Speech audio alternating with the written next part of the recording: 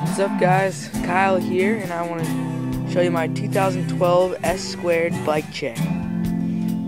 Alright, start off with the grips. I got the new THE grips, just came out. I got a torque bar by MCS, THE number plate, profile stem, and say headset, with Answer sickle forks,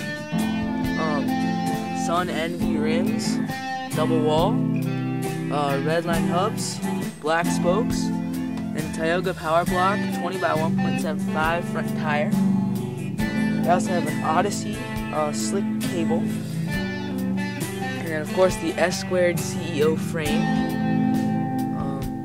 with made in the USA, the FSA carbon cranks, and Time X-Rock S pedals, redline chain pinchers, redline back hub, Sins brakes and redline brake pads, a Krupi pivotal seat post, and a Tioga pivotal seat.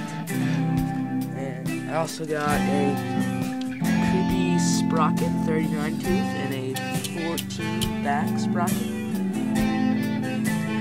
and a Tektro Saber lever, and also a Quegco half-link chain. Thank you guys, and that was my bike check.